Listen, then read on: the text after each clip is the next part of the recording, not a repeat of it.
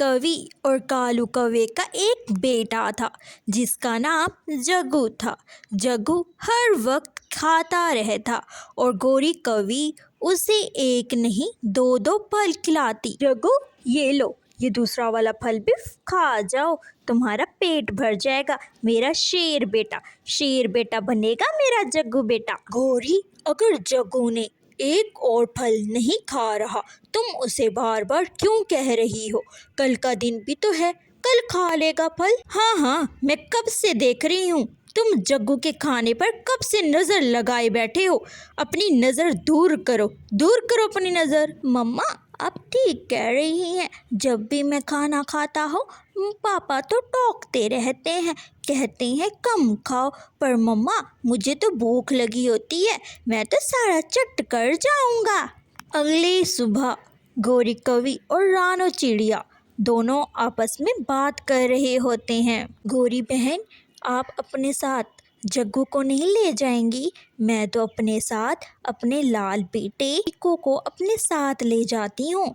मैं उसे आजकल जंगल के सारे काम सिखा रही हूँ, कल को वो कमा के लाएगा और जब मैं बूढ़ी हो जाऊंगी मेरा बेटा मुझे खिलाएगा। मनहूस मारी चिड़िया, अपने मुंह से एक बार ये मत कहना कि मैं अपने बेटे से काम कराऊं।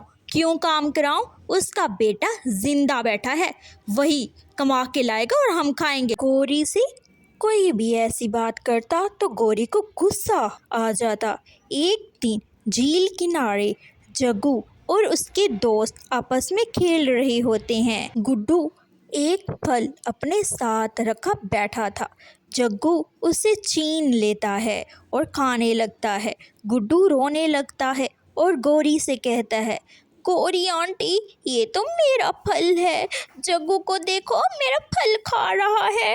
कौन सा फल? ये फल मेरे जग्गू का है और जग्गू ही खाएगा। गोरी को जो भी मिल जाता, वो चोरी का खाना हो या किसी से छीना हुआ, सब जग्गू को खिला देती।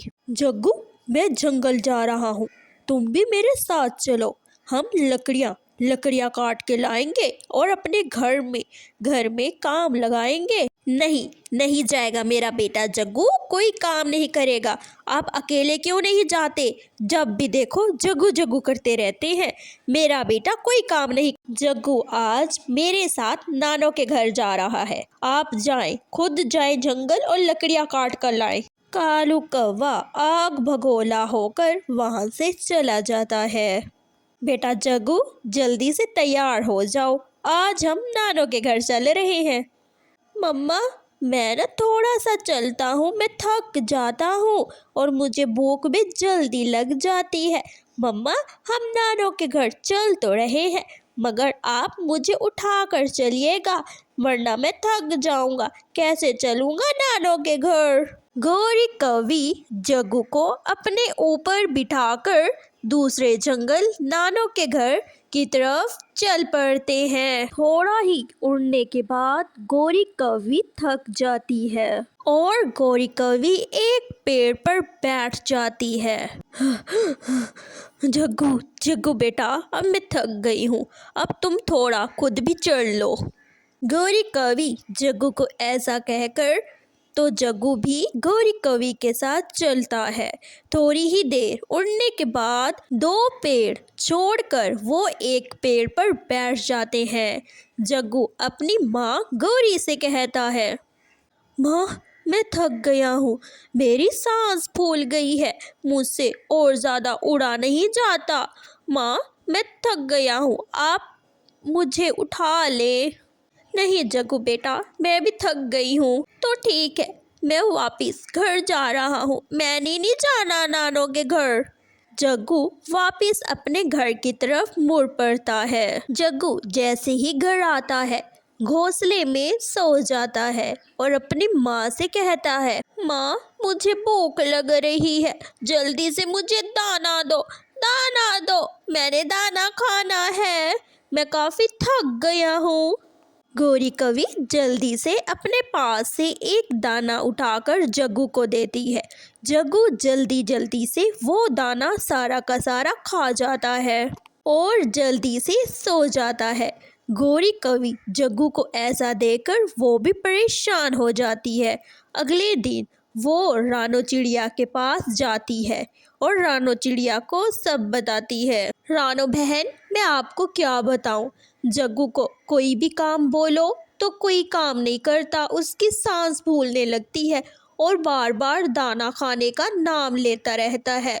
उसे उड़ा भी नहीं जा रहा। आप भी कुछ बताए रानो, मैं क्या करूं? गौरी, मैंने आपसे कहा नहीं था कि जग्गू को कोई ना कोई काम करवाएं, अपने साथ ले जाएं जंगल की तरफ, उसे काम सिखाए, मगर आपको ये बात तो गवारा नहीं थी।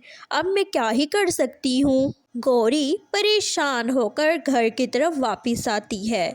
आते ही जग्गू रोने लग जाता है। माँ, मुझे दाना दो, दाना दो, मुझे भूख लगी है माँ।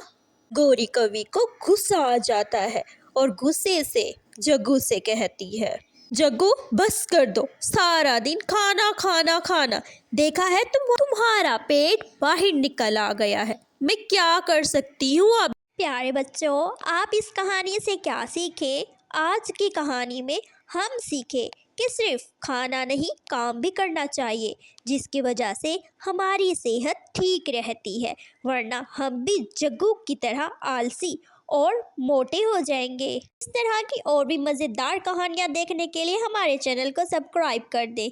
धन्यवाद।